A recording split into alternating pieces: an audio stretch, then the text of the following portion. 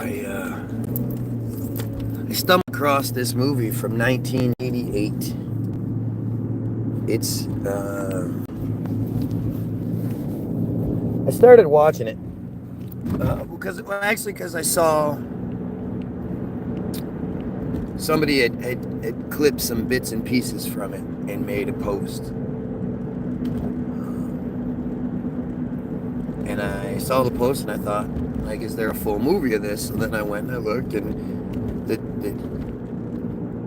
I'll have to look up the title when I get it. I don't quite remember. But it's basically about how the Jays created Hollywood. At least it's supposed to be, right?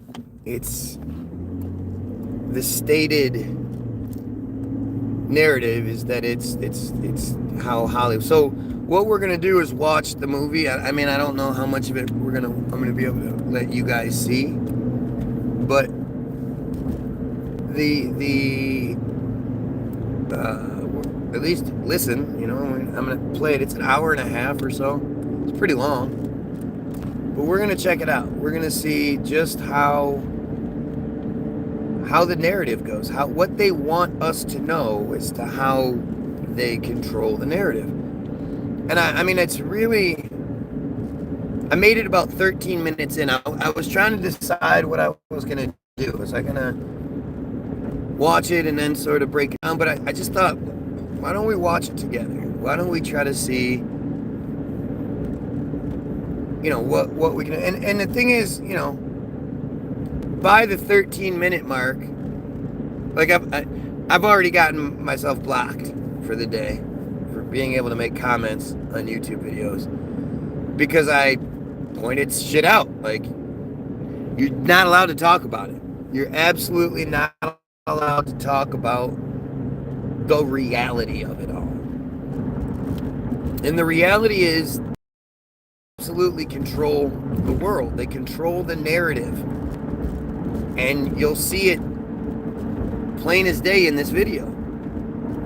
The bullshit that they're gonna but see, the thing I always tell you is they are super stupid. They are very, very stupid. The Jays are stupid. They don't control things because they're smarter than everyone else. They control things because because of Semitism, because of their supremacy, because of their unification, their really tight unification, and their willingness to do whatever it takes to maintain that. You know, they're willing to do, you know, starve. Like, look what they're doing in Palestine right now. They're literally starving people. They've cut off the supply lines, and women, children, men are starving to death. They're claiming they're justified in their genocide of 200,000 plus people because they claim 1,100 people, around 1,100 people in Israel were killed on October 7th, when no Israelis were killed, nor were they taken hostage. But they claim that that's what the thing is. They use that. They say, well, you know, we're killing them because they killed us for no reason whatsoever. None whatsoever. They just attacked us. Oh, sorry, wrong accent. No reason whatsoever. They just attacked us. We was just minding our own businesses.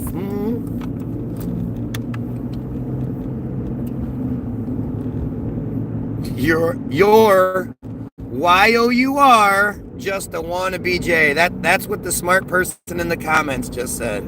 Y-O-U-R, just a wannabe J. Boy, Y-O-U apostrophe R-E, sure are smart. You sure are a smarty pants.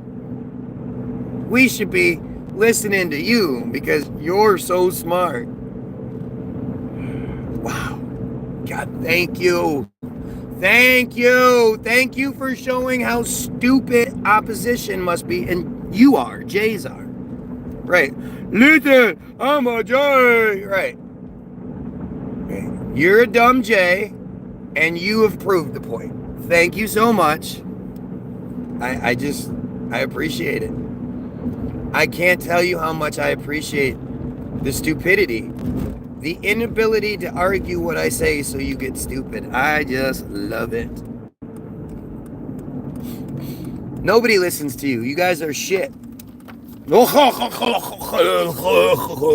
wants to listen to that bullshit? Fucking stupid, man. Oh, thank you. And this is what you'll probably see.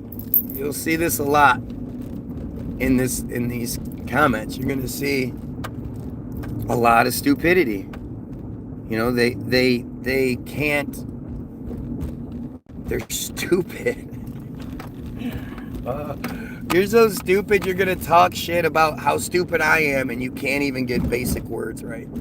It was the autocorrect.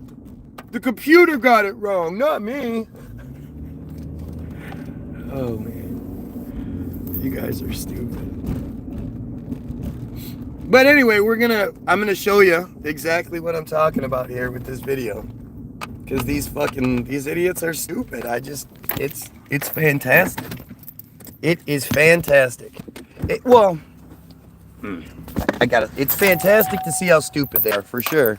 The problem being that, the stupidity means they can't actually make any reasonable arguments. They just say stupid things. They cut and suck baby penises, but that's my fault, right? Eating foreskins and shit. Yeah, that's me. I'm the crazy one. How many foreskins have you guys eaten lately? How many placentas have you guys eaten lately? Anybody? Anybody chowed down on some foreskin lately? Some baby foreskin? Baby foreskin. Oh, that's my favorite. You fry it up, you get a little crispy on the edges. Oh, it's delicious. Fucking weirdo. Putting baby dicks in your mouth. What is wrong with you? God, it's so gross. And if I'm wrong, by all means, somebody tell me how I'm wrong. They don't do that. They don't do that. Not only do they not do that, they don't condone that, right? Piece of shit Jays don't condone that kind of shit. It's just me making stuff up. So, let's go. Let's do this. Okay, so this is called From Out of the Woods. Hollywoodism, How the Jews Invented Hollywood, 1998. It starts with like tradition. So they're supposed to be poor, right? These poor, destitute Jews living in the middle of nowhere. That's a gigantic house. Who the fuck built that house? Who built that shit? Like, these are the things that, like, you don't pick up on this stuff until you know to look for it. Until you start, like, telling yourself. Like I always tell you, it's so important that you, when you're watching TV or whatever, pay attention to the background. Don't look at the foreground only. Pay attention to the background, especially when it's like old Holocaust footage or whatever. Go look at the background. See if the background matches what the foreground is showing you. See if there's, every time they show like a small group of seemingly still fat, not beat up, not anything wrong. Like a group of them all sad-faced because and then look in the background. Well, there doesn't seem to be very many people in the background. Background's always empty. Why do you propose that is? But look at it. What an ugly man. What an ugly, ugly man. Ugh. You guys see my nose? My nose isn't nearly big enough. You guys see that, right? Beneath Hollywood's familiar story lies a hidden history of persecution and murder, which haunted a small group of men. Oh. Not American cowboys. Persecution and murder. Their whole existence is about persecution and murder. You're going to hear how these super persecuted people were regulated to live in their own villages. You know, that's what you do. When you want to persecute and remove a people, you let them have their own giant villages. This is the story of the founders of Hollywood. The story of the idea that became their America. Their America. Right. So this is going to be one of those things where it's going to flat out tell you, not only did they completely control and create Hollywood, they used it to create an America that they wanted. And they're going to try to like romanticize it and blah, blah, blah. But they won't be able to. And run for over 30 years by a group of... Okay, here we go. Gets right into it. America first saw light on a Hollywood screen. It was largely the product of 6 movie studios established in the 1920s and run for over 30 years by a group of Jewish immigrants. So in the 20s, these 6 Jewish moguls just established Hollywood and movie studios and all that shit. Like, it's amazing how they just yada yada over so much of it. It's not like it was established in the 20s. Hollywood gets started in the early aughts, and that's just here. In Europe and in France and shit, it goes much further back, but they try to like, that part of history is just hidden. They had strikingly similar backgrounds. Oh, that's weird. So what we're going to find out again is that it's, like he said, established in the 20s by these 6 immigrants who all have these strikingly similar backgrounds and run for the next, he says 30 years, but it's forever. What do you think? Does anybody think they established, created Hollywood, ran it with an iron fist, and then we're like, all right, that's enough. Now that it's going really good and we're the biggest industry in the world and all that. Yep, no, we're done. Do you guys see this? Like, this is insane. I'm literally speaking to no one, just 21 people. And then everybody that'll see it afterward. All of these men. All of these men. 500-mile radius of one another. And all of them wound up roughly within 15 miles of one another. They were all born within 500 miles of each other? In all of the world, we're talking about all of the... It's like how the Bible is all centered in this one little tiny area. So it just so happened that six of these moguls would be born at the same time in roughly the same place, 500 miles of each other, and all have the same idea and just come over and they just did it. In Los Angeles, one could say that the American dream was really born in Eastern Europe. One could say the American dream was really born in Eastern Europe. Do you not see this? Like this, when I tell you that they're really stupid, understand this is going to be a great example of it.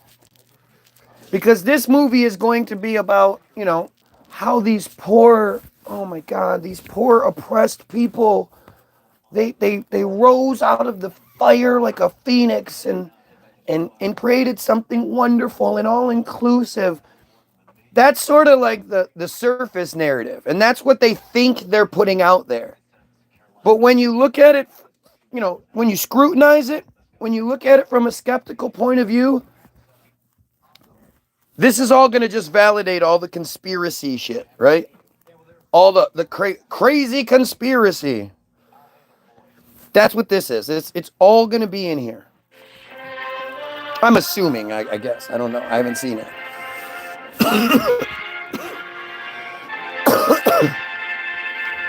Hollywoodism.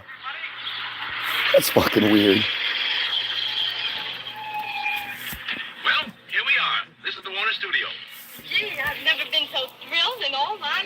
Gee.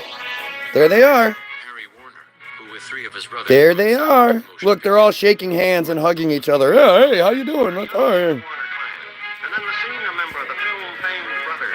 Also from Poland was Samuel Goldwyn, born Gold. Also from Poland. Now, see, wait a minute. Before we go any further, understand here. Can you do this for a second? Can you just talk for a second? What are you talking about? Oh. I mean, all anybody should have to say is Macaulay Culkin. That's all anybody should have to say about Hollywood. You saw this sweet little, very talented boy, get thrown into that mix, get chewed up, and now the kid's so fucked up, you can barely recognize him. He's a goddamn mess. He's not the fucking superstar that he should have been based on the talent that he had, the natural talent that he had since he was young. Like, clearly, they destroyed that human being. And he's just one example. Shirley Temple. Like, all these people. That's all you should have to say. Well, if you he should be the poster child for how fucking horrible Hollywood is. But no, she got away light. No, he. Macaulay Culkin. Macaulay Culkin. Macaulay Culkin. Macaulay Culkin. Whatever his name is. Everybody knows what I'm talking about.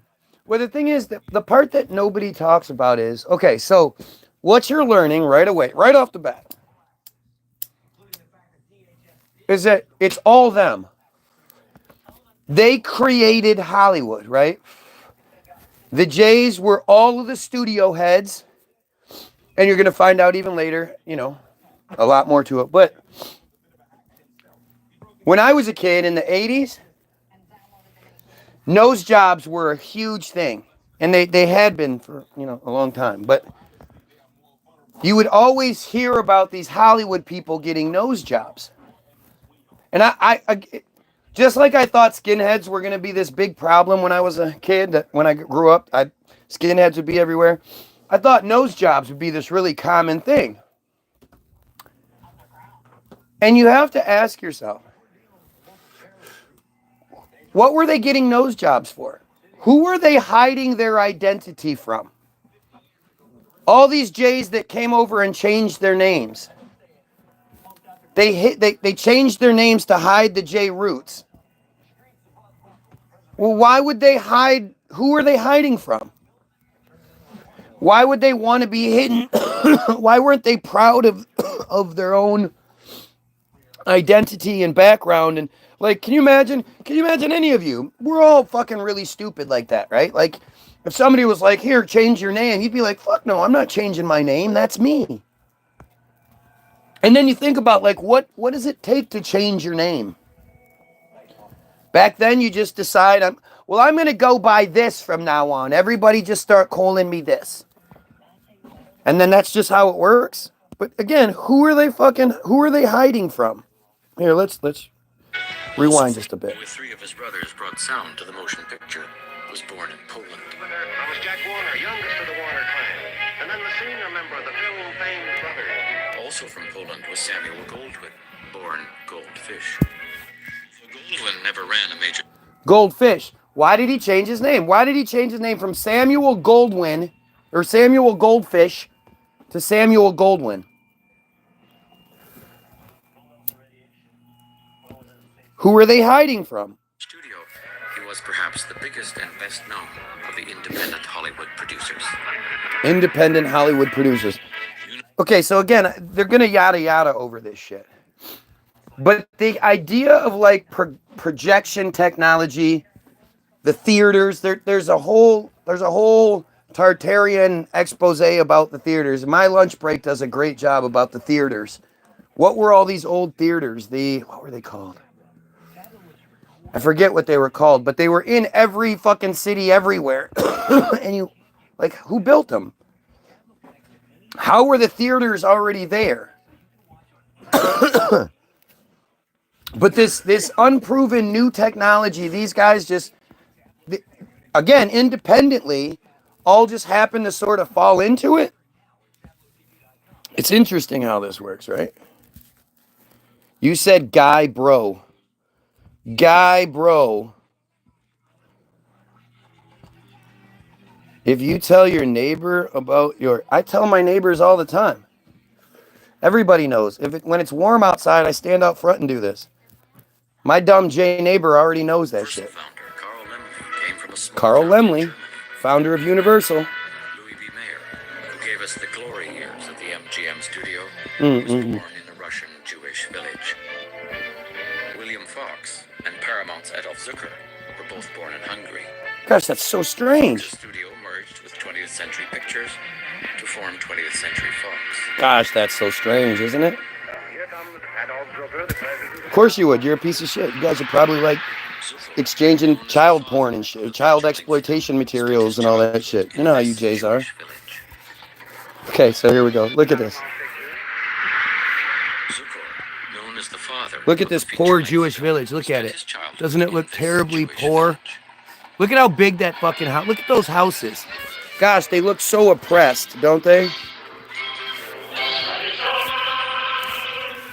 Tradition.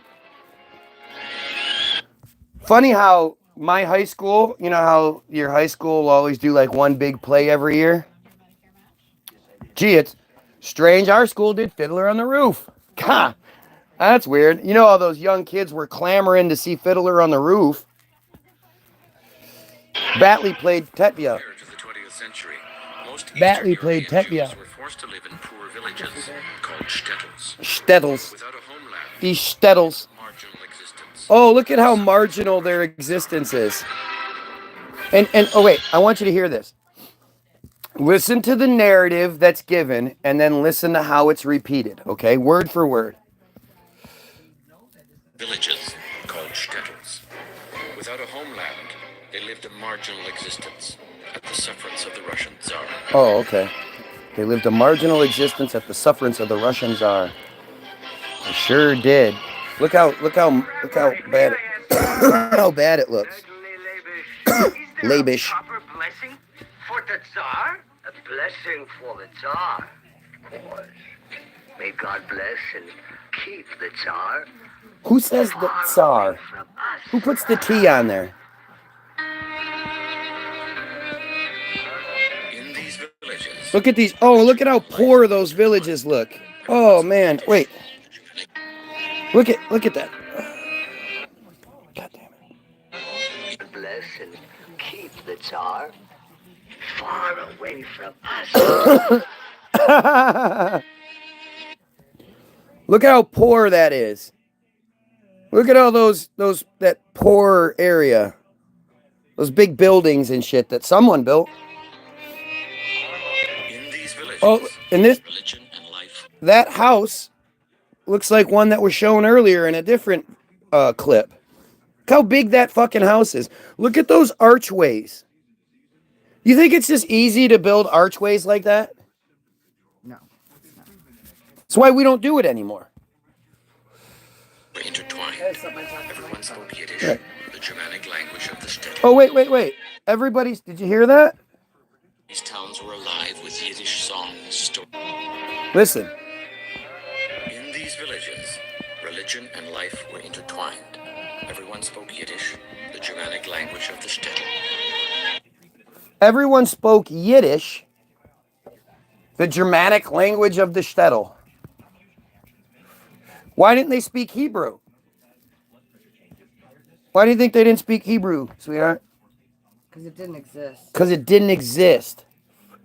Because Hebrew is the youngest language on the planet. That's why they spoke Yiddish. These towns were alive with Yiddish songs, storytelling, theater, and humor that would eventually find their way to America. This rich culture. These towns were alive. Remember, with these are Yiddish poor songs, stories, Yiddish theater, and Yiddish towns, right? eventually Watch. find their way. Look at that poor town. Doesn't that look poor? Doesn't that look poor, that giant fucking building? Who built that? In these poor neighborhoods, who built that? To America. This rich Wrong! Yeah. insulated the shtetl Jews from their misery. So let's just show you guys real quick. Cause again, stupid people will say stupid things. So we're going to look up Elizer, Elizer, Elizer, Ben. Oh, it's Eliezer. Elizer Ben Yehuda. Okay, let's see what it says about Elizer Ben Yehuda. Elizer Ben Yehuda, born Elizer Yitzhak Perlman, because we all have multiple names that we go by, especially men, right? Men, I mean, women, obviously. Men that do dirt, yes. But if they're not doing dirt, then no. Well, but I mean, women, you've had several names. Well, last names, right? Because of marriage. Because of marriage, but men don't do that. Yeah. No, they don't change their last name. Born January 7th, 1858, died December 16th, 1922, was a Russian J linguist, lexicographer, and journalist. He is renowned as the lexicographer of the first Hebrew dictionary and also as the editor of Jerusalem-based Haziv, one of the first Hebrew newspapers published in the land of Israel. Ben Yehuda was the primary driving force behind the revival of the Hebrew language. Gee, that's kind of weird, don't you think? Don't you think that's weird? Elizer Itzhak Perlman was born in Lusick in Vilna in the Russian Empire to Yehuda Lieb and Tzipora Perlman, who were Shabbat Hasidim. His native language was Yiddish. Why would there be a Yiddish if Hebrew was there? If Hebrew is the language of the people, then why would Yiddish even be a thing? Why would they have a second language they spoke? That's really strange. And to think that this guy invents Hebrew by basically taking Arabic and putting a mirror up to it and writing everything backwards. How did that then... Everybody was like, okay, we'll stop speaking Yiddish and we'll learn this language now too. How did that happen? He attended a Jewish elementary school, a cheater, where he studied Hebrew and the Hebrew Bible from the age of 3, as was customary among Jays of Eastern Europe. So how could you study it if it wasn't there? How does he study Hebrew and the Hebrew Bible and then invents the language?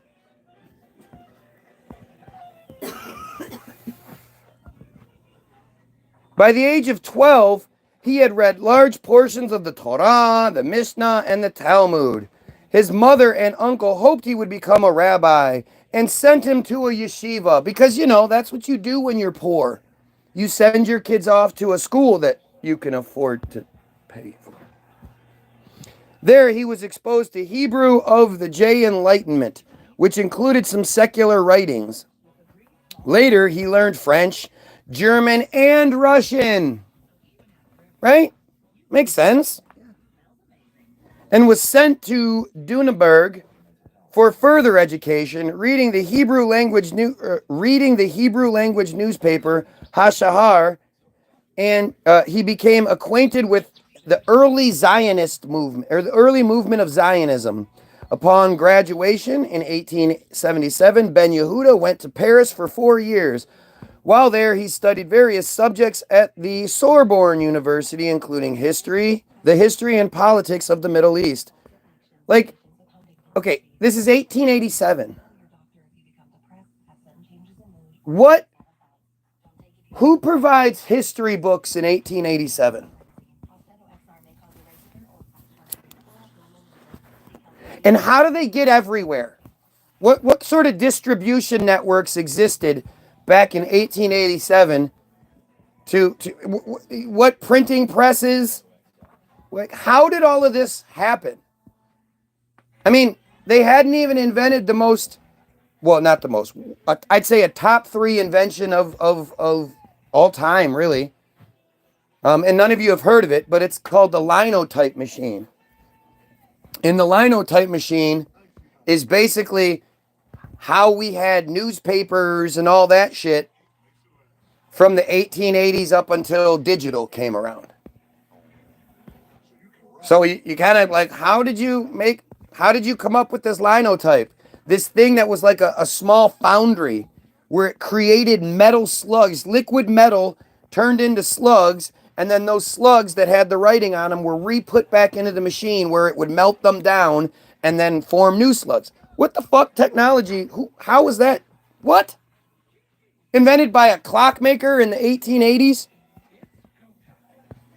And if you try to look up the history of that thing, good luck. You're going to find out that the guy that the clockmaker was tasked with inventing it after a few trial runs, or after a few trial runs with different ideas, he came up with the linotype, which, after proven successful, was then just everywhere. Everywhere. You'd think it might take a lot of time to produce a bunch of different linotypes and get them all over the world, but they did anyway. This is so hard to do because, you end up going in all these different ways to try to prove different things. We have to come back to this. But to accomplish the task, Ben Yehuda, okay, so we got to say, in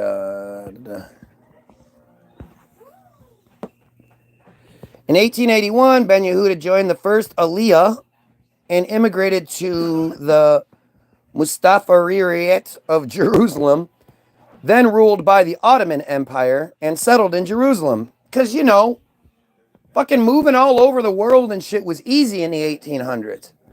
He found a job teaching at the School of Alliance Israelite Universal, motivated by the surrounding ideals of renovation and rejection of the diaspora lifestyle.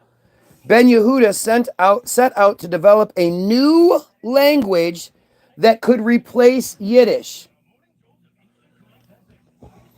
Why? Who knows?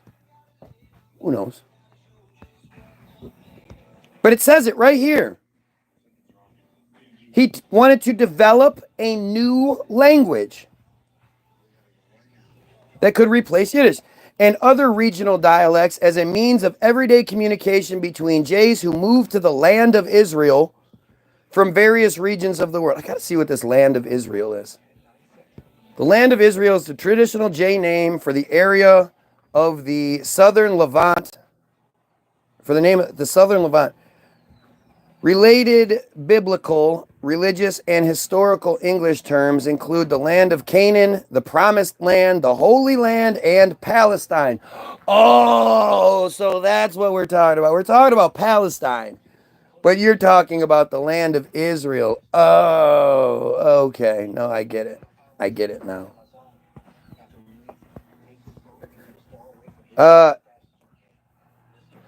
Ben Yehuda regarded Hebrew and Zionism as symbiotic, writing, "The Hebrew language can live only if we revive the nation and return it to the fatherland." Well, that's weird. So he's talking about Israel, long before an Israel existed. Go figure.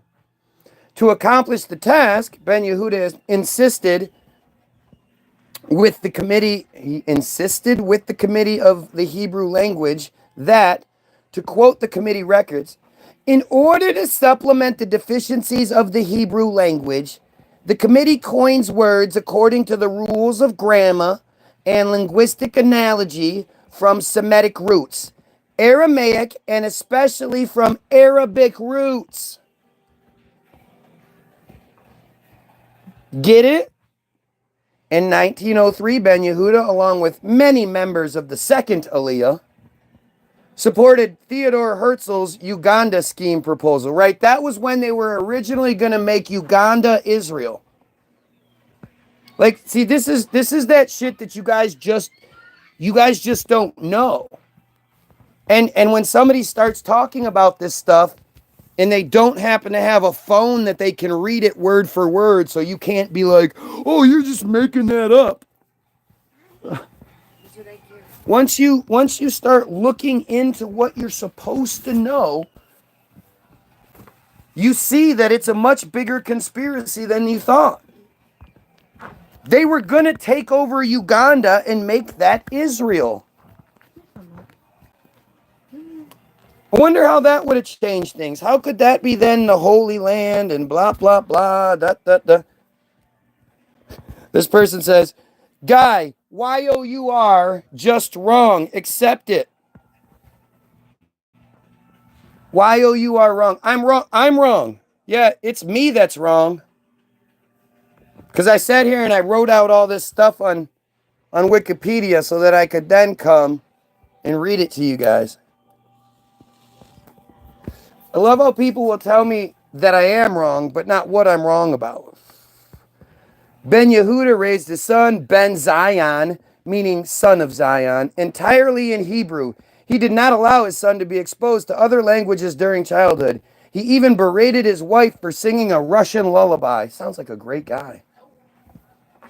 His son thus became the first native speaker of Hebrew in modern times. Tell me how that's wrong. What's wrong here? What's going on here? Is that the narrative that you were told?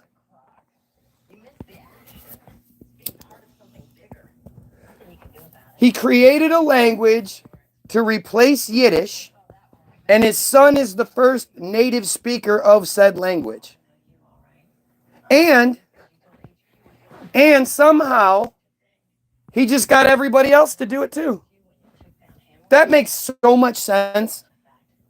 If I just decided that I was going to create a new language, I'd just take it to the language police and they'd be like, all right, everyone, time to start this new language, right? That's how that works. And the often hostile reality around them.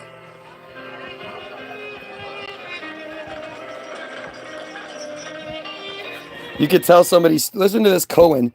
I can't take people who know no Hebrew, not who don't know Hebrew, who know no Hebrew. That's how stupid these people sound.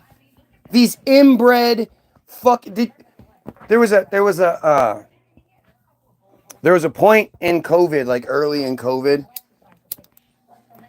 where they were trying to claim that somehow the J neighborhoods had the antibody. Like, how do you get the antibodies for the thing before everybody else?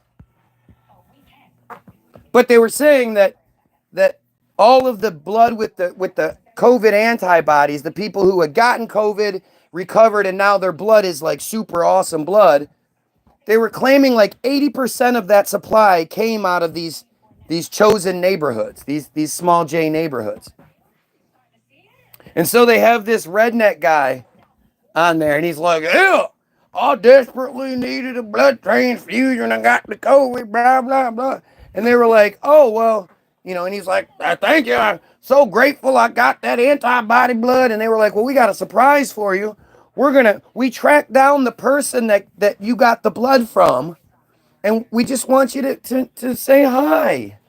So then they bring up this, like, as goofy stereotype as the little stupid hair things, just literally one of the ugliest human beings I've ever seen in my fucking life.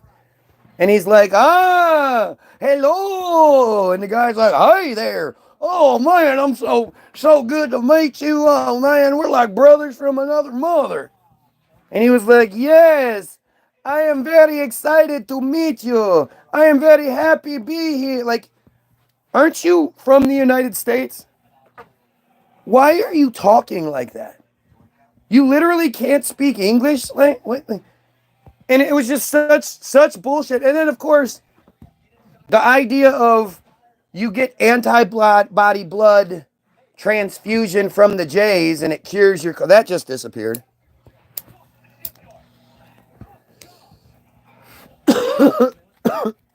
Anyway. back to this true story we're watching here.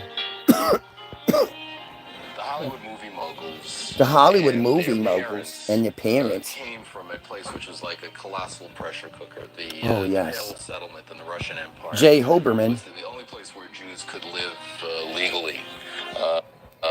Do you understand how stupid that is? The idea that it's the 1800s, 1900, whatever, early. And the only place the Jays are allowed to live is in these cities that they've been given. They've been given cities that they're allowed to live in.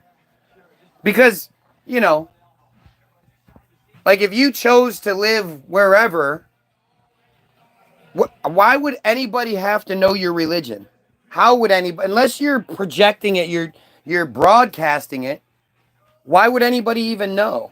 But there's just more stupidity. Just watch. They had a very marginal existence, lived in poor villages. Oh, they had a very marginal existence. Remember I told you to pay attention to the narrative?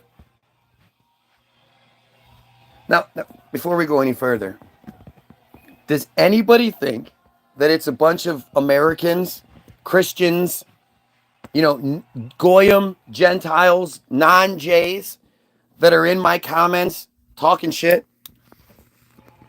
Can you imagine non-Jays being like, nah, don't say these things.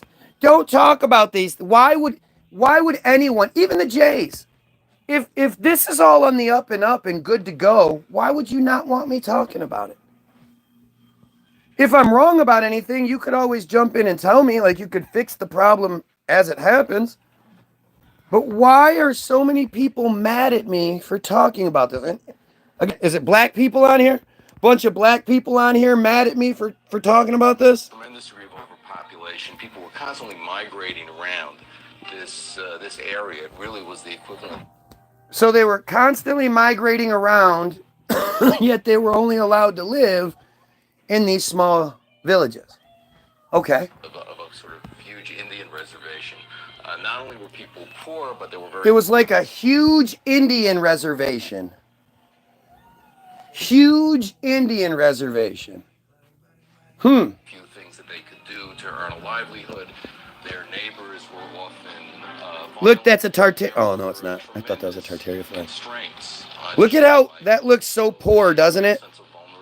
Oh, look at how poor this looks. Chubby girl, look at how poor this looks. Oh, my God. How did these people live in such poor settings? I mean, are they projects, though? This is the late 1800s, early 1900s. You don't build big, giant projects back then.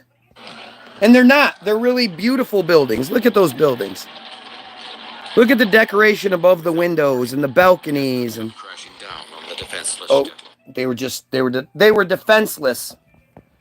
At any point, death could crash down on the defenseless. Okay, there's this part right here. Look, they're gonna. So I always wonder, and obviously this is a movie. But wait, watch this. Oh, they were so oppressed. Look at these. This is supposedly actual footage. Who's filming it? And look at, they're throwing around dummies. Did you see that? So first of all, who's filming this? But watch when the violence happens. Those are dummies. Some pretty good footage. No, look at that. The hooligans are here. Hooligans. Can you see that it's dummies? Can you see the way that the person, when they go to throw it, the arms just sort of flail and the legs flail like it's a dummy?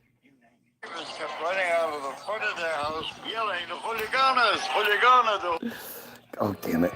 Sally Henning. Hundreds of thousands died in pogroms. Pogroms, got it. Oh, those pogroms, massacres. So wait. They were a small population, and then repeatedly, thousands, hundreds of thousands of them were getting slaughtered. Then how did they spread so cancerously?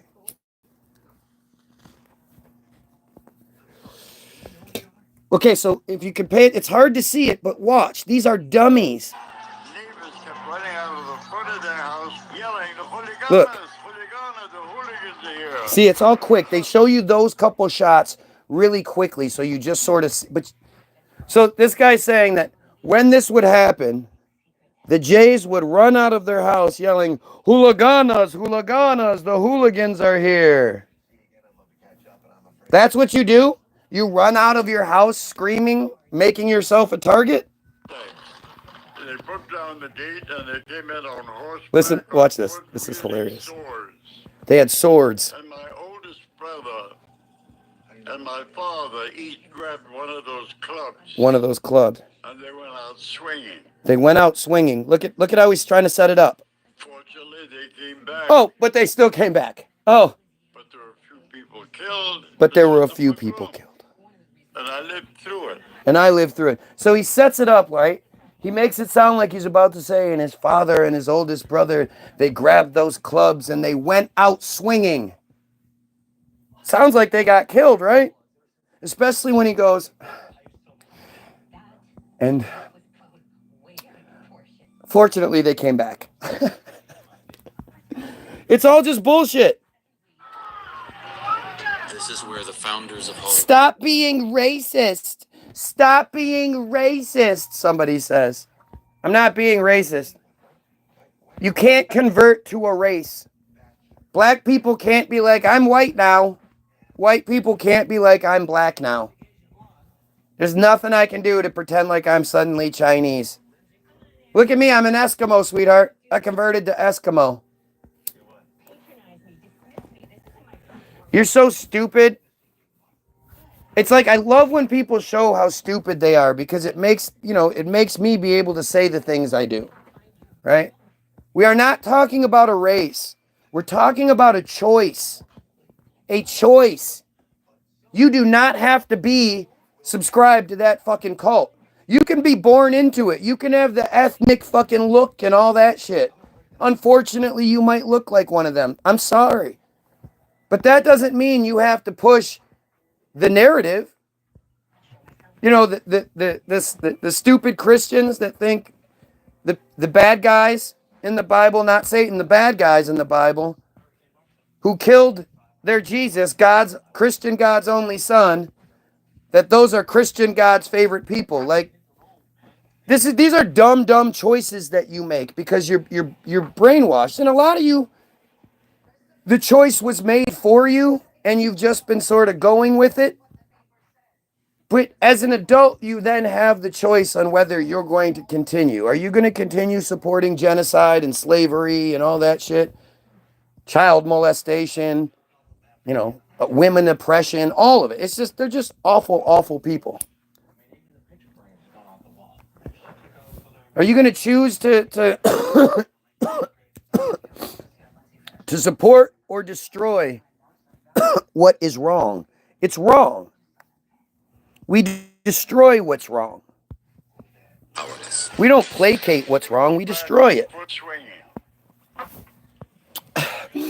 Fortunately, they came back. But there were a few people killed. This was the pogrom. This was the pogrom. And I lived through it. This is where the founders of Hollywood came from. Oh, This yeah. is what they were fleeing.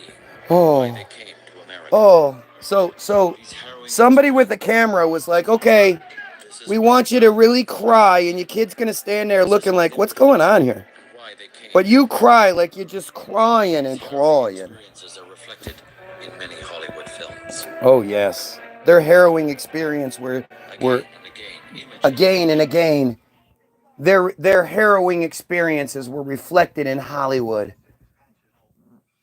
It's literally the same story like the Cowboys and Indians story. It's just dumb fucking bullshit. Of the slaughter of the innocent. And The slaughter of the innocent. Oh. Their way into American movies.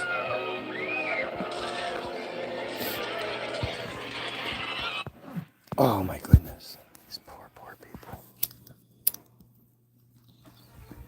This just gets better and better, right?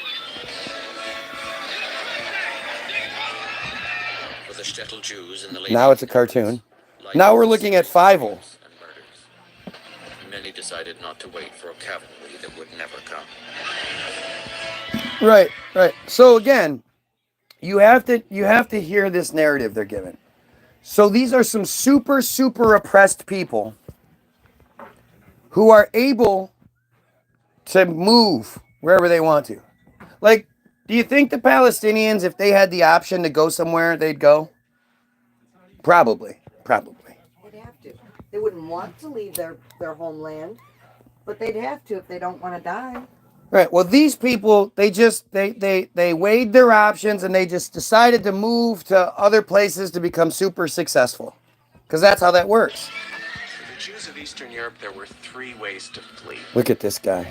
The first was Ugh. to stay where you were and participate in some Marxist or socialist movement where you could become part of a labor organization that would in turn create a great regime, a socialist regime in which... One of the ways they could flee is by, stopping separating themselves and joining the rest of the people. Ugh. We can't have that happen, can we? Can't have them stop cutting and sucking baby penises. Nope. Jews could be accepted as equals. And that way, and they're saying it. He literally just said it. If they just put their shit down, they could absolutely, if they just joined the people and said we're all one people, they could absolutely be treated as equals. Seems really familiar, actually. A very small minority began to dream about Palestine. I'm not being mean to your ancestors. I'm being mean to you. Your ancestors are shit. I couldn't care less about your ancestors. Small numbers of people became Zionists. Listen to this. A very small minority. Where'd that flag come from? That's 1948 flag, right? Palestine. Very small numbers of people became Zionists. You needed a great deal of ideological dexterity. Very few became Zionist. You needed a really strong ideology to talk yourself into packing up and getting on a boat and moving to Palestine. Didn't take nearly as much to move to the United States. Century. God, it's so The stupid. vast majority of Jews, 2 million out of 2.5 million, who left Eastern Europe to find their dream, went. It's always 2.5, 3 million. It always is, except for when they get killed. When they get killed, well, then it's double that. But everything, it's always 2, 3 million. When the United States opened up the doors, 2 to 3 million of them came in. There were 2 to 3 million of them in Europe at the time of Hitler. Like, it's all the same fucking narrative. The smart money was on America. It was the simple place where you could imagine the dream of Jews having both opportunity for tolerance and also economic security. So again, it was easier for them to move from where they were to the United States than it was to move to, say, Palestine. The place that they demanded they took over anyway. It's where they want to be now. But back then, they wanted to come here because of the tolerance and the economic freedom. And so now you're going to hear this other narrative. This is just funny as shit to me, right? We're about to hear some funny shit.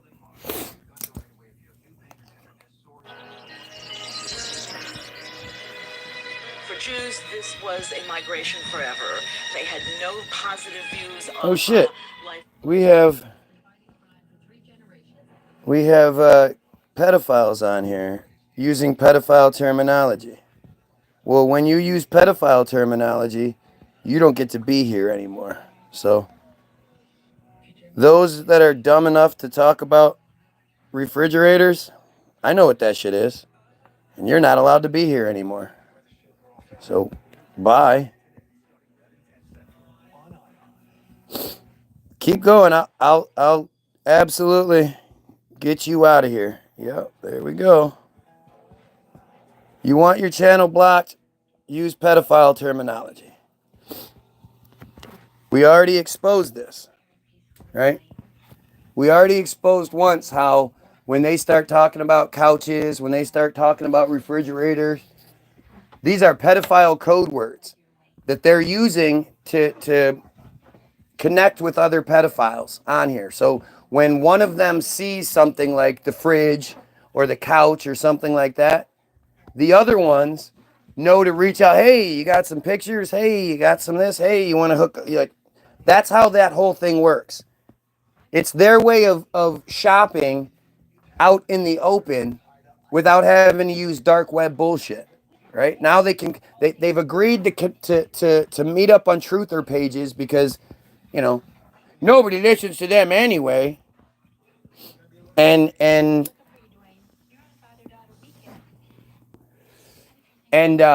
that's how it works. Again, they say something stupid about the couch or the fridge, or there's a couple others. This they had to change the list because after the whole Pizzagate thing happened, that code word list got exposed. Right? How about this right now? I've said if you mention those things, if you start talking about things, you're outing yourself as a pedophile, right? Who's gonna then use it after that? Even if you're just a dumb troll and you just, oh, I'm just having fun. You're going to out yourself as a pedo? So imagine if they were like, hey, can I get a small pizza? Hey, can I get a hot dog? Something like that. We would already know. They've already proven that that's how they operate, is using those code words. When the code word was exposed, the code word list was exposed, they had to change it up. And that's what they did. These dumb Jays, they changed it up. This guy is so threatened by the Jays. Yeah. I'm the one that's threatened. That's why you're here, dumbass. But go ahead. Anybody that wants to get their page removed, you want to get blocked, go right ahead. Use that shit. That's the only thing that gets you blocked. I don't care about anything else. Say whatever you want. I'm not going to let you shop on my fucking page. Sorry.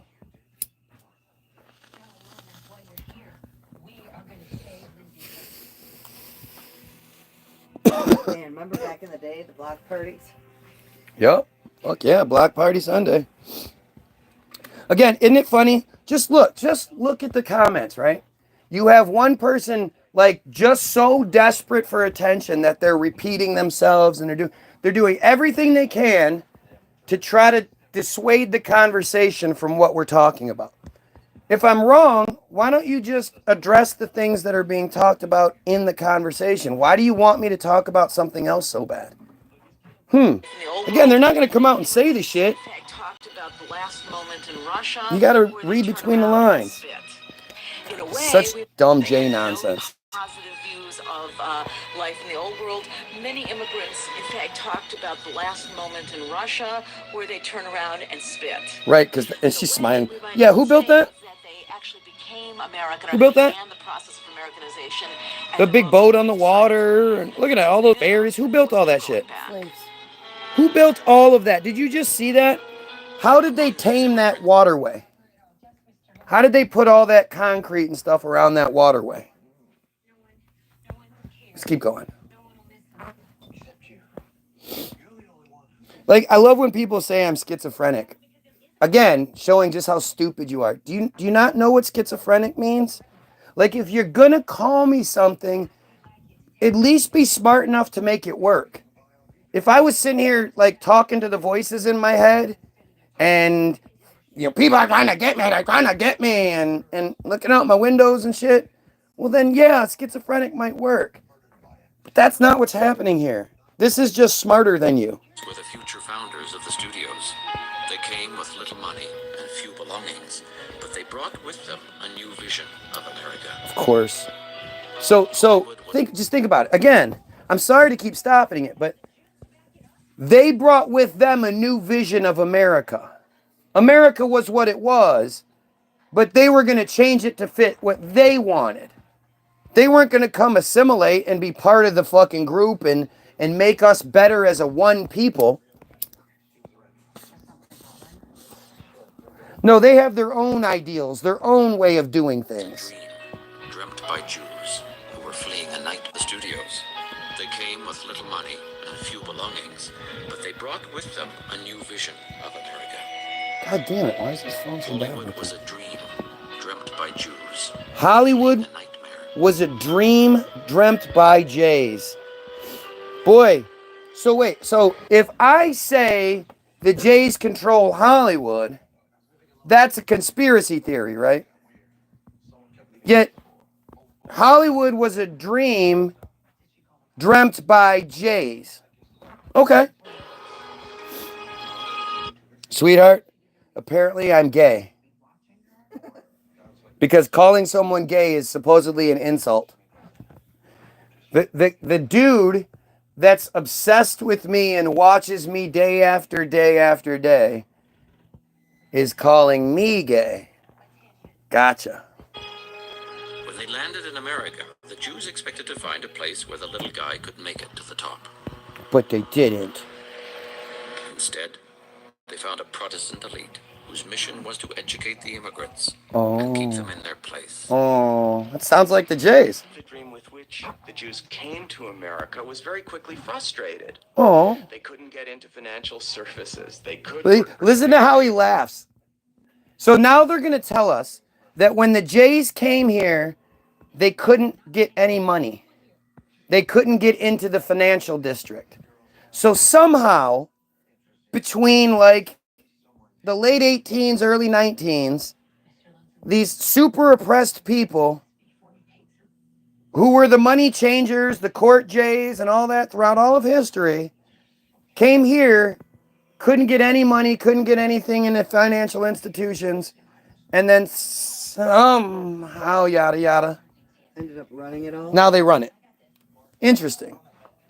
They Listen- couldn't live in the good neighborhoods. Listen They to how he couldn't live laughs. in which Look at how he's smiling and laughing when he says these things. This is what you do when you're telling the truth. You smile and laugh and make it sound like you're, Whose you know, mission was to watch. educate the immigrants and keep them in their Watch place. his face. Watch his dumb, ugly face. The dream with which the Jews came to America was very quickly frustrated. They Smiling. couldn't get into financial services. They couldn't work for slave They couldn't get wages. into financial They couldn't live in services, the he good says. neighborhoods. They could live in tenement slums. Oh, they were only allowed to live in the slums back then. And yet somehow they end up buying all of the big, nice neighborhoods like Grosse Pointe and all these places. And then when they decide to leave, now they own the slums and the black people live there. And they're the slumlords. They don't fix shit. They're horrible. Gee, that's weird. It didn't take long before a great number of them began to once again fantasize about what it would really mean to realize the original dream. So, you don't understand how Jays make money is what you're saying? That's what I'm saying. I don't understand how Jays make money. This is how stupid people are. They can't argue what I'm saying, so they start arguing their own narrative so they can have an argument. Oh, God.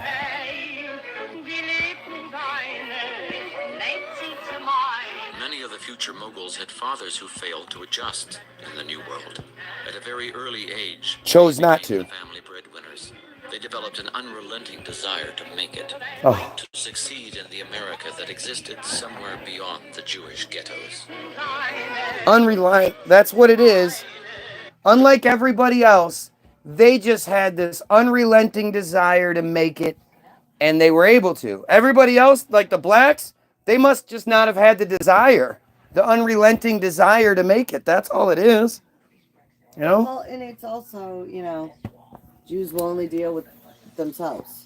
So, you know. No. I'm only gonna go to a No. J jeweler. Oh I'm my only gonna go to a J hairdresser. I'm only God damn it. That is not the truth. It's totally true. No, it's because they have an unrelenting desire to make it. Bullshit.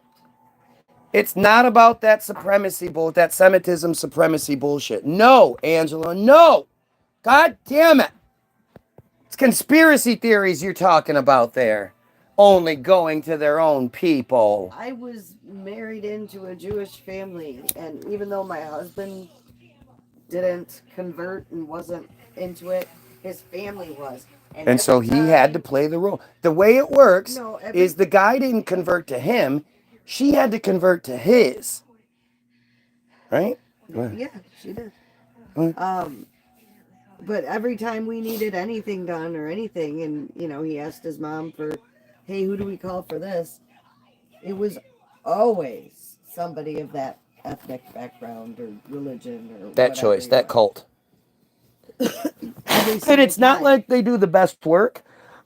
And it's not like they have the best prices. They don't have to. Because they know that they're just going to, right, they're guaranteed business. They can charge you whatever the fuck they want. He started a painting company.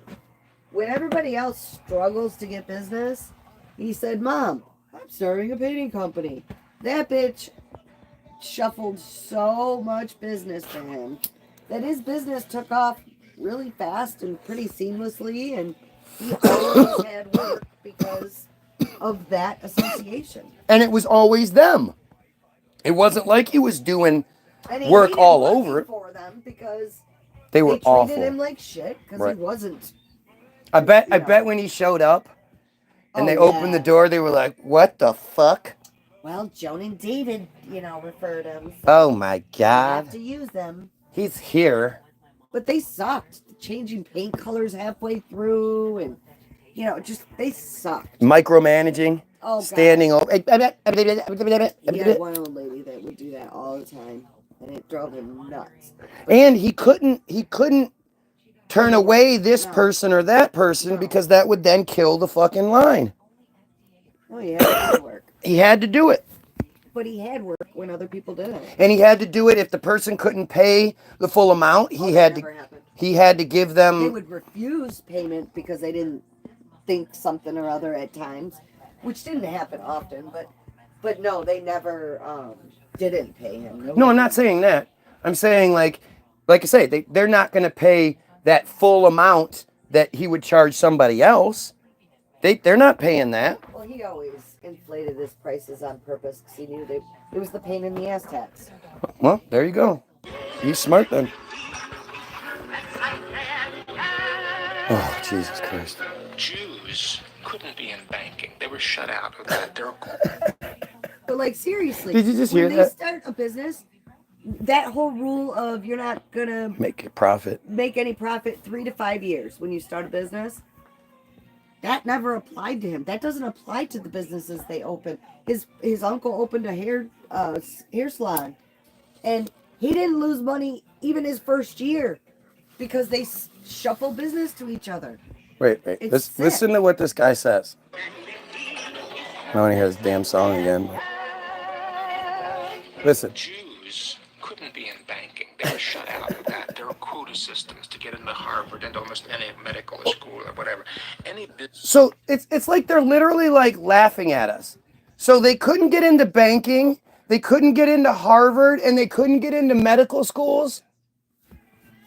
And now that's them. They control those three like specific things. Are we going to say they couldn't be lawyers too? Business or profession that was thought to be honorable was in some way or other excluded to Jews. So that They weren't allowed to work anywhere that was considered honorable. Do you not see, like, this is just, it's not like they even try to make the narrative believable. They just say the most ridiculous things. And it's like they challenge you to are you going to believe it? But there's no way to question it.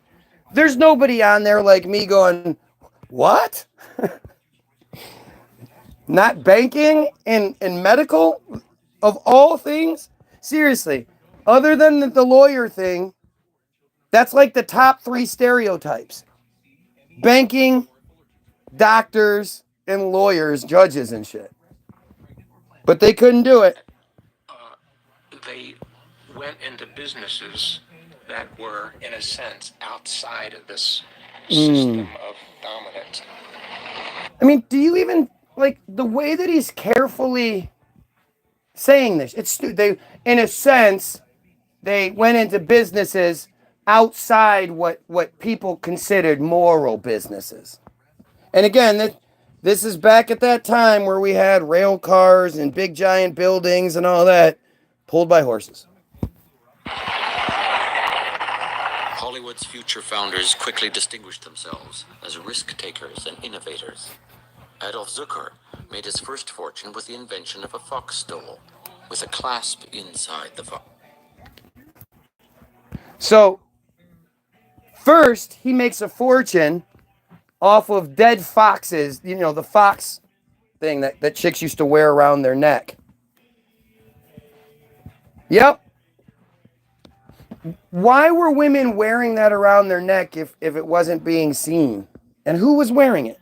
His mouth.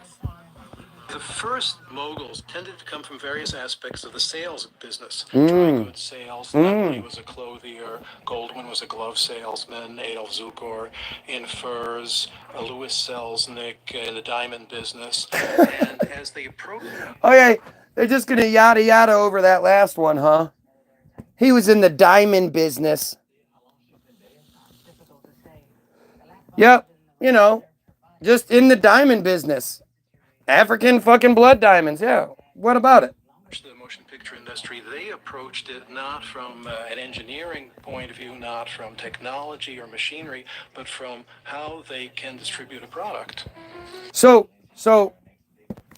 prior to the Jays taking over, nobody thought of Hollywood as a product that could be sold.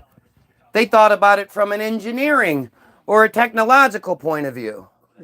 Now, they weren't thinking, hey, how can we make some money off of this? Good thing those Jays came through and changed it up. You really can't stress too much how pervasively Jewish the movie Listen to industry was in New York before World War I. Not that Jews were making movies or acting in movies, but there probably would not have been an extended Jewish family. Okay. In New York at that time who did not have some relatives involved in some aspect of the movie industry, which was really a mom and pop industry. So they weren't making the movies or starring in the movies, but everyone had someone in their family involved in movies? Gosh, that's weird. Not have been an extended Jewish industry was in New York before World War I. Not that Jews were making movies or acting in movies, but there probably would not have been an extended Jewish family in New York at that time who did not have some relatives involved in some aspect of the movie industry, which was really a mom and pop industry of storefront theaters in not very elegant neighborhoods. My dad was president of Paramount. So they just built theaters? Fuck yeah. They just built theaters and this new technology was just fucking, they just had it. They're just going to yada yada over so much of this. Look at all the cowards. We have a bunch of cowards speaking in a language so nobody else can understand their chicken scratch. Because they're too cowardly to say what they want to say.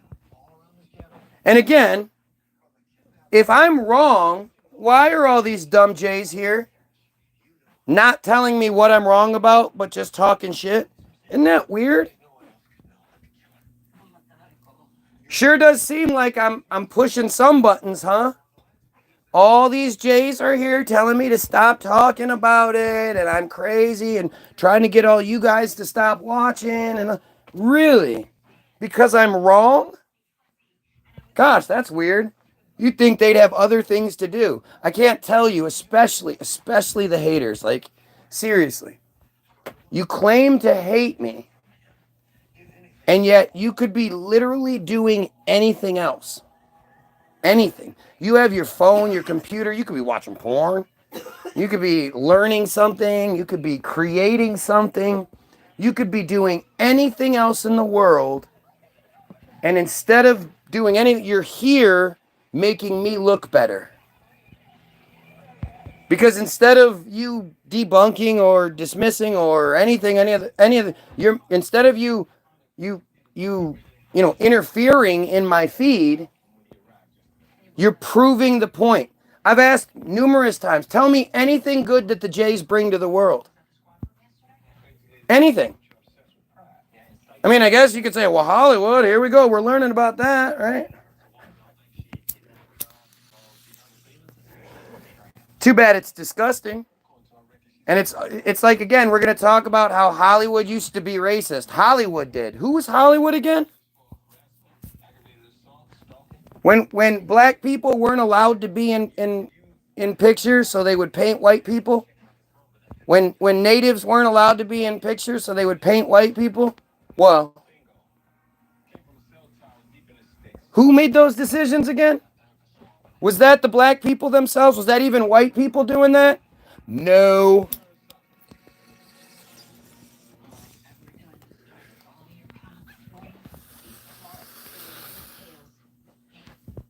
My dad was president of Paramount for almost 30 years. Must be nice. The way he got into the business was quite wonderful. My grandmother, who raised 8 children in 2 rooms above a fish and produce market. Isn't that funny? Isn't that funny how they always sort of throw that shit in the narrative?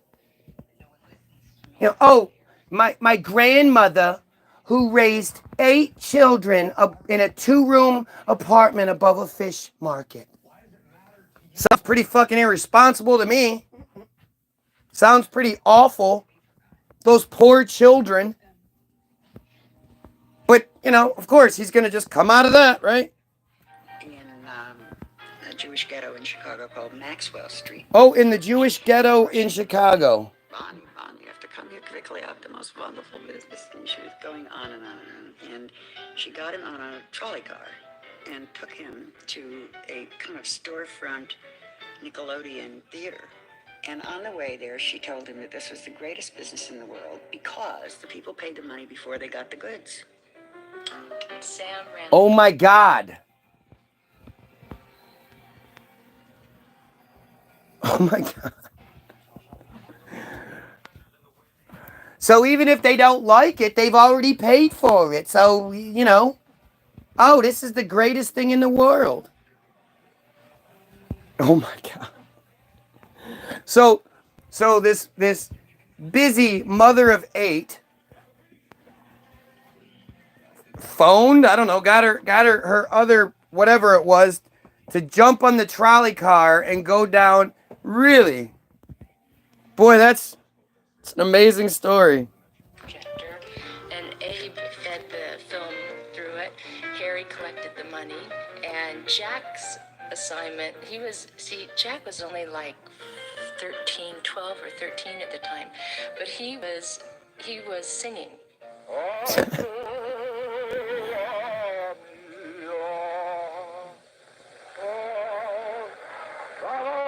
He had a nickname, Leon Zuardo. That's what he named himself. Leon Zuardo. So nobody would know who the fuck he was. Yeah. Anyway, so he was used to chase the audience out of the theater after the show was over, because a lot of times they'd want to stay.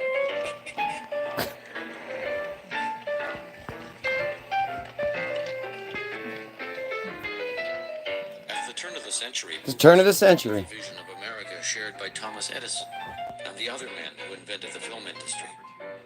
Oh yeah? Who were they? Most of these old stock Protestants saw Oh, we're not gonna know? for the working classes. So they had nothing to do with it. They just stole the technology. The films presented negative images of hook-nosed Jews, blacks, and others. They championed an idea of America where the white upper classes ruled. Oh, and the Jews came in and changed that? Take one movie, just one movie. Just one movie. Biographs, the fights of nations. The Jews meet on the street, and a policeman comes up to run off one of them who's peddling neckties. One of the other Jews pulls out money and hands it to the policeman as a bribe to let his friend sell the neckties. There is a thread connected to the money, so as the cop... Oh no. Oh man. It's funny how they always do this, right? They always make it sound like, you know, like it's a slur to say how they have money. Like what he did, he tried to bribe the cop because he was so fucking wealthy he could afford to bribe the cop. Oh man, that poor stereotype. Walks away smugly. The money pops out of his pocket, back into the Jew's pocket. They're petty merchants, they jabber, and they corrupt cops. It's all so perfect. Where do you think that came from?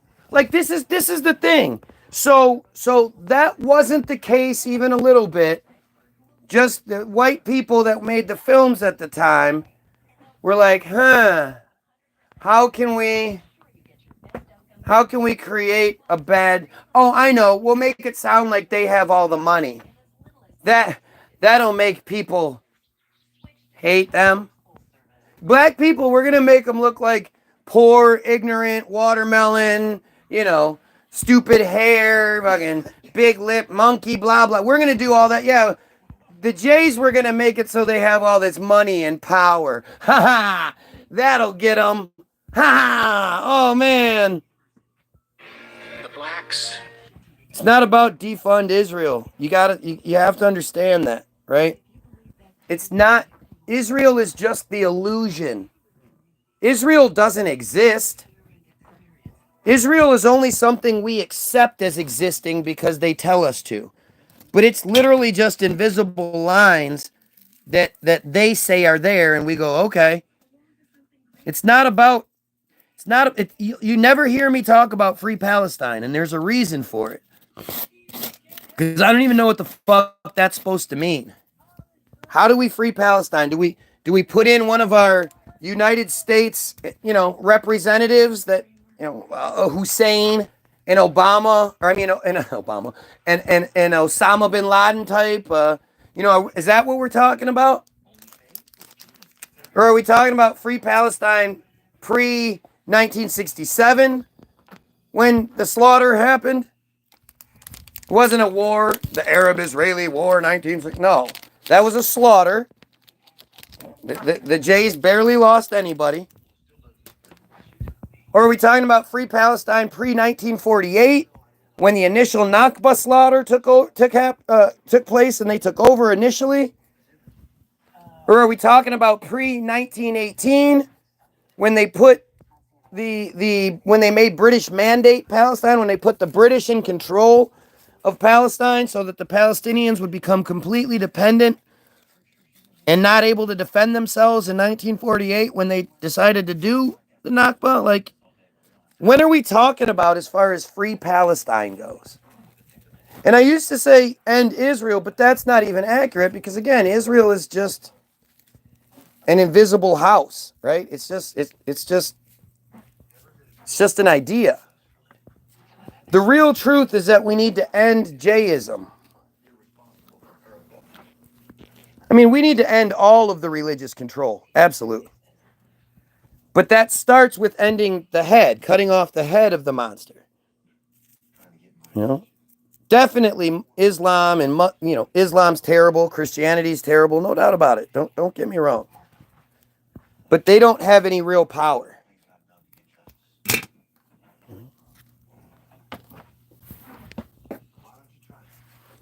This house was constructed from pre-Civil War, originally made for Johnny Cash. Look at this. Pre-Civil War, they did angles and shit like that. Of course. Really? Of course they did. The blacks, they're in a saloon, and a fight ensues in which a huge razor is pulled. So the blacks dance, they fight over women, they fight with razors. Then, two Scotsmen fight nobly with courage and dignity. Then That's not... Wait, that wasn't it. That wasn't nobly with courage and dignity. The Scotsmen look just as goofy as the other ones, you dumbass. That's noble and dignified? Come on. Then it cuts to the end, and the ethnic groups that are thought to be noble come out into a kind of tableau. John Bull comes out and shakes hands with everybody. Johnny Reb from the Confederacy comes out and takes a bow. The Scotsman comes out and takes a bow. And finally, Uncle Sam comes out and takes a bow. No Jews, no blacks. In effect, Okay, this idea of saying that Jays and blacks are the same is so insulting. It is so fucking insulting. Blacks don't get to be like, no, I don't subscribe to that fucking supremacy. That's disgusting. No, I'm one of you. And then everybody can go, oh, okay, cool. Blacks are blacks. They're born black. They stay black. There's no changing that, no converting, nothing.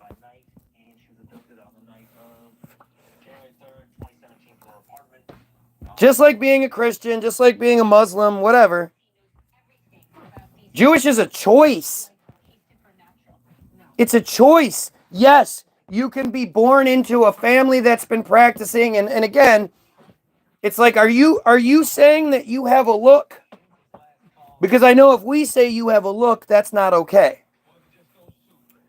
So are you saying you have a look? I can't stand this idea. And, so the only oppressed, there's no natives in there. He doesn't say, look, no Native Americans, no Mexicans, no Eskimos, no Chinese. He doesn't say anything about any of those other groups. He's just they constantly try to associate themselves with the blacks, the narrative, the slave narrative that they give us, that they fucking did. They owned all the boats. They were the rich owners. Don't get it twisted. Well, just some southern white Protestants. No. You know what? Maybe they didn't own as many slaves. They owned the boats and they did all the trading, and they bought all the wares and used all the goods. That's where the goods were bought and sold. They knew they were buying slave wares. They were just the secret hand behind it, but that's only if you believe it, which I don't. I absolutely do not believe in the slavery narrative. Sorry. I absolutely do not believe in the Native American genocide narrative. Sorry. I love how people tell me, you are so wrong. Oh, really? But then you're not going to tell me how. Right? Can't tell me how. We're using the word. What word? Yep, tinfoil. You know where the tinfoil hat thing comes from? It's interesting because, again, you're too stupid to actually know. You never looked it up. But it's because it's about keeping frequencies from being used on us. And the idea came up in the early 1900s and shit. So back then they were smart enough to think, hey, maybe they're using frequencies on us, but now that we know they do, we don't care. The one thing they've done is not only have they gotten us to stop wearing hats, which we always used to do when we left the house back in when we used to be seemingly scared of the sun. I don't know, it's what it looks like to me. Old pictures. You never see anybody in shorts. You never see anybody where it looks like it's even hot. They're not sweating. Everybody is walking around completely covered head to toe. The women have their lace umbrellas. They all have hats on. What the hell? Why was that? And it was all like heavy wool clothing and shit. Like, that doesn't even make any sense. Other than they were clearly scared. They were scared of something. So that what they've done is they've convinced us that the last thing you want to be is a tinfoil hatter. The last thing you want to be is someone who doesn't believe in Jesus. The superhero, the only son of God that the Jays killed, and now they're God's chosen people somehow. The last thing you want to be is someone who questions the holocaust. The last thing you want to be is someone who doesn't believe in any of the shit that you're supposed to believe. Like, nobody even bothers to ask, why aren't we allowed to talk about them? If they're doing good stuff, I've said this already. Why doesn't anybody give me any of the good stuff that Jays do? Why don't they come in here and instead of proving the point over and over again about how stupid they are, how immature they are, how just awful they are, Why don't they come in here and be like, dude, you're wrong about this. Check this out. You this and that. And, why don't they do that? We do this, and we've given the world this, and we do this. Give me something they do currently that makes the world a better place. We couldn't have without these pieces of shit.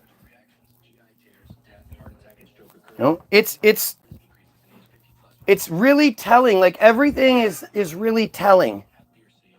You know, you hear the way these people are doing. I can't stress it enough. My comment section is the, like, smoking gun that there's a J conspiracy. These idiots coming in here, speaking, using, hiding what they're saying behind foreign Hebrew or Yiddish, whatever the fuck it is. I don't even know. I don't care. All of these people mad at me because I think we should cut off Israel and kill pedos. Who the fuck is going to be mad at me for saying that? What Americans think our money is better suited, $3.8 billion a year is better suited going to them than it is to us? I mean, think about it. And then who in their right mind is going to fight against the guy that thinks we should kill pedos? Whatever the reason is. I've always said, you could be the guy that only hunts black gay guys who target children. And you have all of my support. Because what you're doing outweighs your stupidity. I'll take it. And I don't understand how how you could be any different other than you're probably a pedo. Now, no Jews, no blacks. In effect, immigration has happened. But until the immigrants and the blacks learn what it's like to be old stock. Oh, are they the only immigrants then? They're the immigrants, not the Irish, not the Italians, not all those other groups, the Asians, none of them. They're not immigrants. Just the Jays and the blacks. Well, just the Jays, because the blacks. Pre-Jewish American cinema was the box office hit Birth of a Nation. Birth of a Nation. Knew they were going to bring this up. The Birth of a Nation. Racist story glorified the Ku Klux Klan and played on white America. You know what's funny? Birth of a Nation. It's not like it's this propaganda. It's what they tell us. Our American history is Birth of a Nation. We're supposed to believe that for almost 400 years, black people were just okay with being slaves. And that only one time in that entire history did they decide to revolt. One plantation, one small white family and 50 fucking slaves, 100 slaves, however many they seemingly had under their control. One day the slaves decide, fuck that, we're not doing it. And they kill the white family. And because, they're black, and blacks always know the words and the dance moves, as they were going down to the next plantation, they're dancing and singing and beating drums. They come upon the next plantation, they kill that family, now they're twice as big. Now it's either on the way to the third one or on the way to the fourth one after they've done it again, that they come around a bend and the United States military is waiting for them. The military has now been assembled and is standing there waiting, like, all right, it's time to go. And when the blacks see that, they go, oh, lordy, lordy, we done. Take us back to being slaves. And that's the end of it. That's the only time in the history of slavery that black people truly fought back. Oh, look. We got another one acknowledging they're a pedophile. There you go. You want to do your pedophile stuff, go right ahead. I'm gonna kick you off. We send hundreds of billions to Israel. Yeah, well, we have. We've sent over $18 billion to Israel since October of 2023. And we send them $3.8 billion a year every year during this 10. So there's something called a memorandum of understanding, right? And it's this bipartisan legislation, I guess, that we don't ever hear about it. And as far as it getting voted on, it doesn't get voted on as like whether or not it happens. The vote is just how much money is supposed to be. And it's re-signed every 10 years generally. But this last time was kind of strange because it was supposedly signed in 2016, I think. It's either 15 or 16. It's really hard to figure it out. But it was $38 billion over a 10-year period. And in order to get that money, Netanyahu had to agree to two concessions. He had to agree to two concessions. And those concessions were that they didn't use the money to make their own weapons and use the money to buy weapons from us. So again, it doesn't look like the United States is just giving Israel weaponry. It's to trick the Goyim into thinking Israel is buying weapons from us. Literally, that's what it's for. Oh yeah, no, they strengthen our economy. They buy weapons from us and stuff. Yeah, they give us our money back. And obviously they don't give it all. Like they don't buy $3.8 billion worth of weapons each year. But it was that they didn't do that they didn't use the money to make their own weapons, and they bought weapons from us. And the second thing that Netanyahu had to concede to in order for his country to get a free $38 billion over 10 years was that they didn't ask for any more money until this thing was up. Well, it's hard to sort of figure out what the actual timeline is because and at 30 they were mad that they only got 38 billion. They thought they should get 100 billion. But in 2020, I think, it's like in 2018 something sort of 2020 it's re-signed the same thing, but this time the concessions are gone. It's literally like the article that covered it was literally cut and paste. They took the 2016 article and put it out in 2020. They just erased the part about the concessions, and now this time, instead of the concessions, the United States is going to leave a large cache of weapons in Israel that they can use anytime they need. And that recently came up with the whole Ukraine thing. Remember, the United States wanted to get a bunch of the munitions, and Israel didn't have them, and it was a big fucking... Remember? But,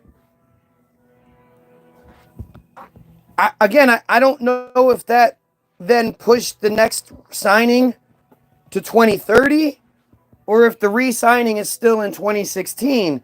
But that's one memorandum of understanding. Another memorandum of understanding says that Israel is to have the largest, mightiest military in the region. And if anything offsets that, like they have a certain percentage better that they think their military is than everyone else's. And so it's so hard to explain this without explaining more. So the Abraham Accords, which is Trump's legacy, while everybody's distracted by what the presidents disagree on, I'm way more concerned with what they actually agree on. And what was Trump's number one priority, as well as Biden's number one priority, are these normalization deals with Israel. So you can't really find any information on it, but if you've been reading the news, then you can follow what's going on. The Abraham Accords are a bunch of normalization deals signed with all of these Middle Eastern countries like Bahrain, Qatar, Morocco, like all these places, which is why you don't see any of these countries coming to the defense of the Palestinians right now. And what these deals are that Israel wants to be able to go to Bahrain. They want their Israelis to be able to travel freely to the World Cup was held in Qatar last time, and the Israelis wanted to be able to go to World Cup. So what they do is, despite what the people want, the people fucking hate it. They go to the leadership with Trump standing right there or Biden standing right there, whatever, and they work out some sort of deal. And like with Bahrain, amongst a bunch of other shit, money and freedoms and whatnot, in order for the Israelis to be able to travel to Bahrain however they want, and then a bunch of other shit that like the Ben Gurion Canal and all these kind of things that are also associated with it, they signed the pledge that they won't fight against Israel. No matter what Israel does, they won't fight against Israel. And if they do, they get all of these rewards from the United States. The United States taxpayer is footing the bill, right? So like with Bahrain, let's say Bahrain was given 20 F-35 fighter jets. I don't know the exact number. I think it's probably more. In order to play nice with Israel, the United States is going to give them 20 F-35 fighter jets. Well, because of the memorandum of understanding that says Israel is to have the mightiest military, we also have to give Israel 35 F-35 fighter jets to offset the 20 that we gave Bahrain. This is all legislation that you don't hear about, that nobody talks about these things. You have to search it out and figure it out. It's there, but you don't know anything about it. And you don't get to choose or decide any of it. They just do it. And memorandums of understanding, I've never heard of them with anybody else, just like I've never heard of other normalization deals with anybody else. Biden was trying to the ultimate normalization deal, like the ultimate like prize normalization deal, was Saudi Arabia. Trump wasn't able to secure it. He tried. And if you remember Adnan Khashoggi, he was actually a dual Israeli citizen, dual American Israeli citizen, who was a reporter, and he frequently exposed the Saudi Arabian royalty. He was a pain in the ass.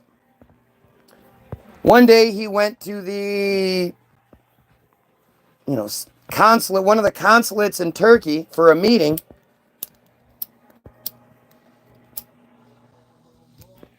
And there's security footage from outside that shows him walking in. And then after a little while, it shows a guy that looks like him, dressed in his clothes but different shoes, walking out. And, within a day or two, his wife is all upset. He's missing. He's not returned, blah, blah, blah. For a while, Saudi Arabia is denying it, blah, blah, blah. Then, if you guys remember, there was one day when Facebook, YouTube, and Instagram all were knocked off for the same, for a few hours, all at the same time. Well, they did that because the video of Khashoggi being dismembered, and then his pieces were put in the barrels of acid and then buried all throughout the desert. But the video of them dismembering him was leaked onto onto social media, and they had to shut the system down to scrub it real quick. That's what happened. There were people that were watching the video when it went down. They were like, "What the fuck is this?" And then it went down.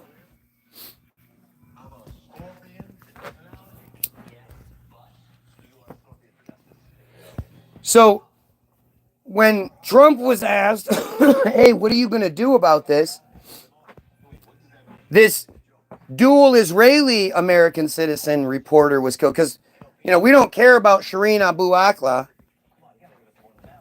who was killed, who was a 20-year veteran of the news, Palestinian American citizen, shot in the head during a non-combat scenario.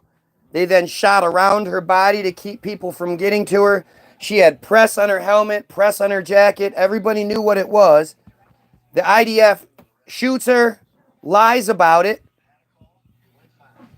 then finally is forced to admit that they shot her, but the dude that shot her is not going to be outed, so he can't get in any trouble.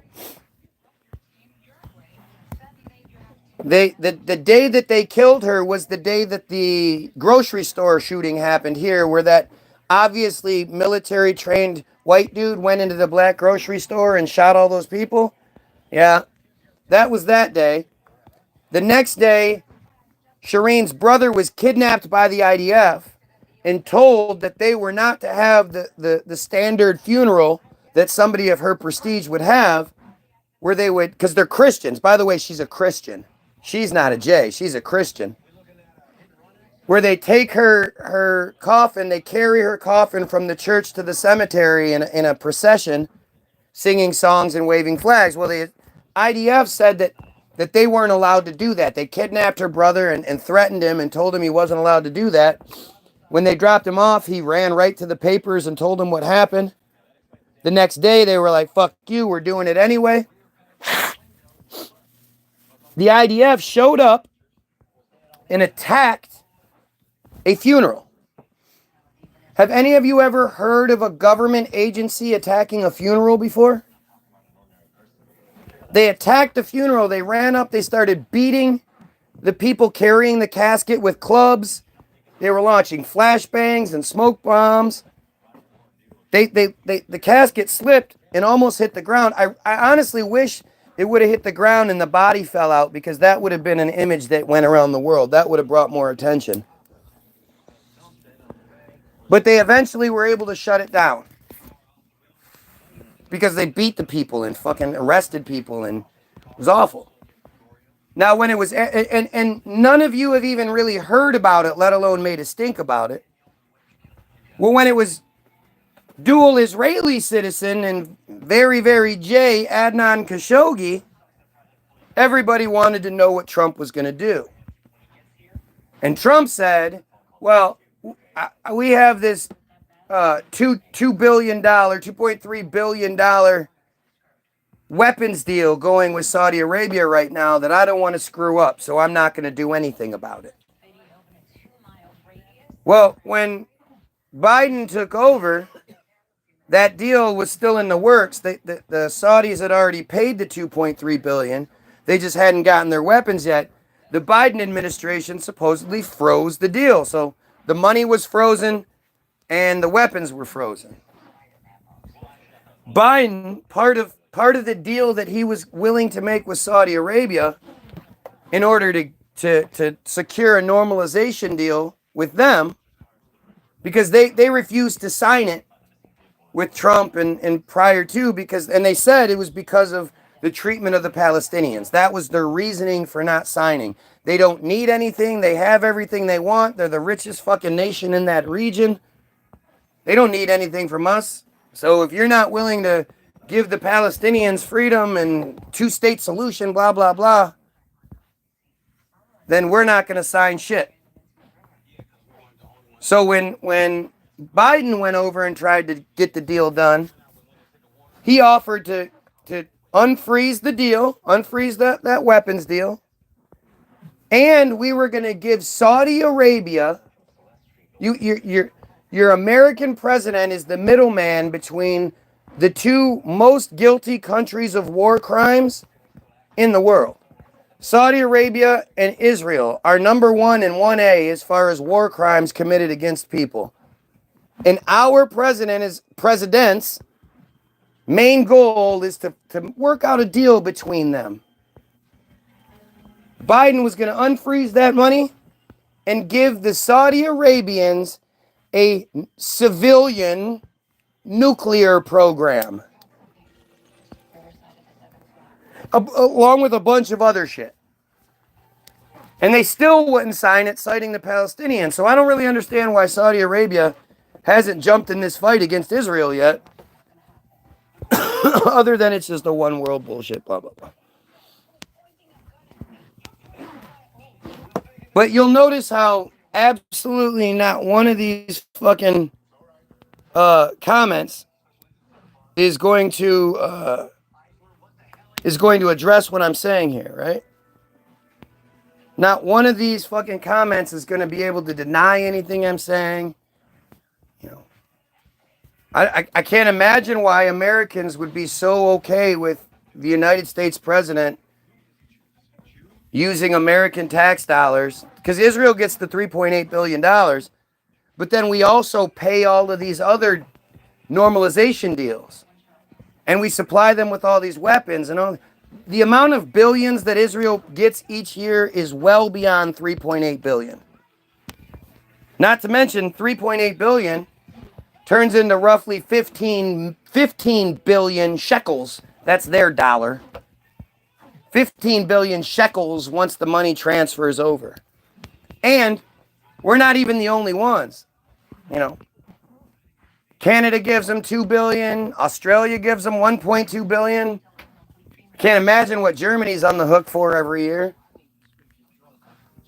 It's fucking insane.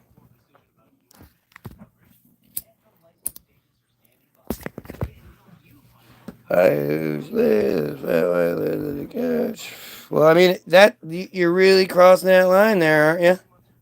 You're trying to. Say another one, even if it's in the context of a fucking narrative, and you're gone.